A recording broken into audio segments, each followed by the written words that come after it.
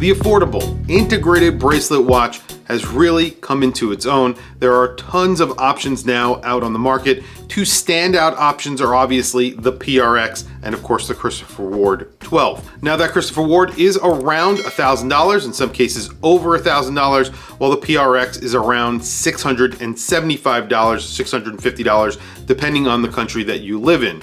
However, there are some really amazing alternatives that sort of fall between the quality of that PRX and of course that Christopher Ward 12. Today we're going to take a look at one of those options. It is the DIRENZO Mondial. This is a beautifully finished integrated bracelet watch from a micro brand, and they are using a Swiss movement, and you get a beautiful dial on this watch. Today I have sort of a Tiffany blue color to show you guys, and I would say it falls in between the quality of those two watches. However, it's much closer to the Christopher Ward than you would think, and the price is actually closer to what the PRX is. So this is a really great contender to be one of the best integrated bracelet watches that's actually affordable. So let's flip the camera and take a look at the DIRENZO Mondial. So there are definitely advantages from buying a watch from a smaller brand like a micro brand. Like I mentioned in the intro, this is a DIRENZO. This is the DRZ04. This has a mint blue dial. It's like a Tiffany blue dial color. And, you know, there's a lot of competition out there for an integrated bracelet watch. When you think about an affordable integrated bracelet watch, you're going to think about immediately of probably two different watches. The first watch that would come to mind is the PRX. The second watch that would probably come to mind as well is the new Christopher Ward 12 in stainless steel, if that's what you're looking for. The stainless steel one is obviously cheaper than the titanium version. Now, today what we're going to look at is a watch that sort of falls in between the two watches price-wise. So this is around $789, something like that in USD. However, the quality actually sits closer to what you get from the Christopher Ward.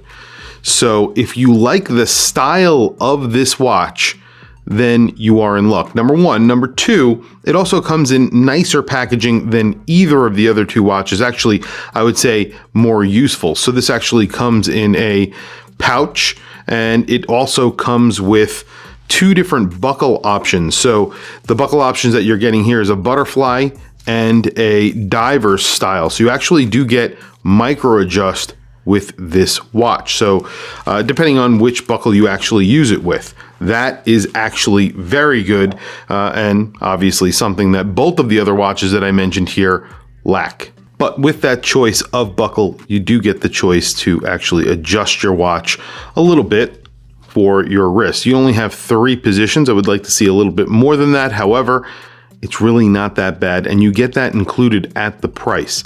So very, very good. This is powered by a Sellita SW200. So very similar to what you're getting from the Christopher Ward. The dial is different from both the Christopher Ward and of course that PRX. Both of those watches are kind of similar. Obviously Christopher Ward were aiming for that PRX, so they put a textured dial. This does not get a textured dial. However, the dial here is very special anyway. So this is that mint blue color, very popular color these days. However, what you're getting is a bowl-shaped dial. There is no chapter ring really here. What you're getting is a one-piece dial that is in the shape of a bowl. And there's a minute track that is on the inside of that sort of bowl portion. And then you have applied indices that are in a matte black color. And then inside of those indices, on the inside of the dial, is another minute track. So it looks really good. And you have a lollipop second hand, and the hands are all in black. You have skeletonized hour and minute hands, again, all in black. And then you have a date at the 6 o'clock, very nicely positioned, and of course, sort of under the radar. Again, something that you don't get from the other two brands. You get a screwed-in crown here, screwed-in case back, and you get 100 meters of water resistance. Now, the size on here is really good as well. This is a 40 millimeter watch. It measures exactly at 40 millimeters.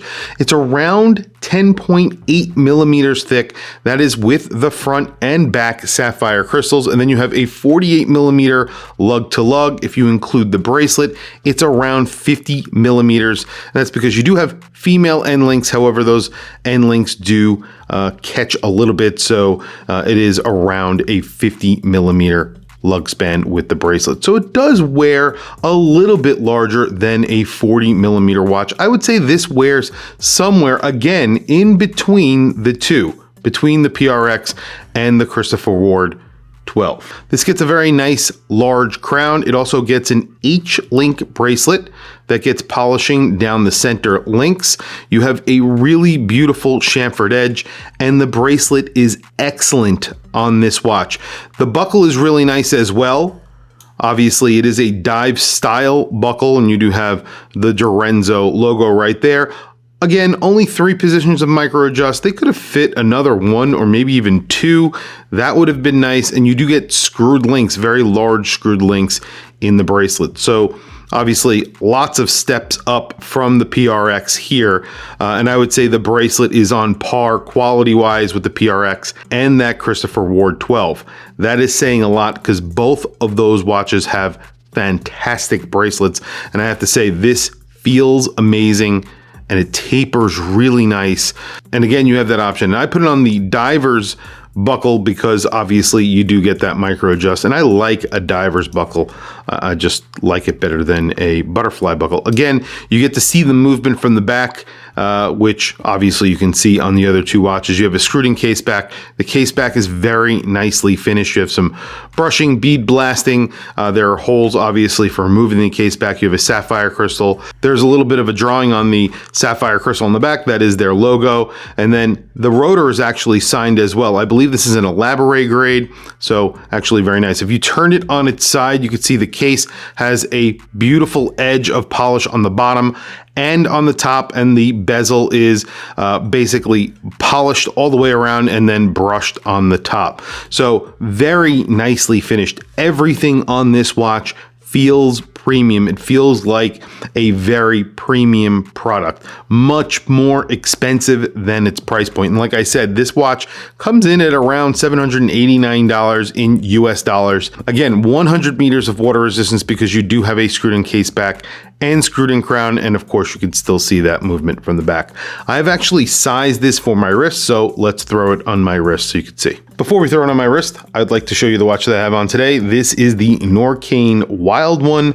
And this is definitely a wild watch. I just recently came out with a video on this watch. I really have fallen in love with this watch. Very lightweight, sports watch, automatic, really cool, just kind of out there. There it is on my 7.5 inch wrist. It is thicker than the other 2 watches. That is something to also keep in mind. So it's around 10.8 millimeters thick. I think both of the other watches that I mentioned here are around that thickness, but just a smidge thinner. So technically not much thicker, but just slightly thicker than the other 2 watches. But with that being said, you really wouldn't notice that on your wrist. Really nice tapering bracelet. All in all, I really like the look of this watch. It's extremely legible because you have that minty blue bright background and then the black indices and hands. So very, very legible, very easy to read. I really like the date. It's there when you want to see it, and when you don't, it definitely just blends into the dial. The only other issue I guess I would have about this watch is the polished center links. I'm not a huge fan of polished center links. Obviously, they will eventually scratch. So I kind of like a brushed bracelet or a fully brushed bracelet. That's just me. Although it doesn't really appeal to me, I still think it looks really, really good.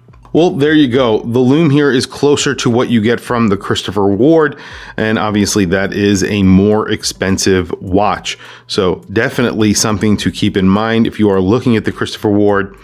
This is a very good alternative. If you like the look of it, I would say quality-wise, this is on par with the Christopher Ward and definitely a step above the PRX. And that is saying a lot because the PRX is an amazing watch. And this has a lot of those features, and it's a little bit nicer than the PRX, somewhere close to that Christopher Ward, which is very, very impressive. The Christopher Ward overall is a very impressive watch. The only thing I would say is this has a slightly thicker bracelet maybe, and it doesn't taper as much as the Christopher Ward, maybe.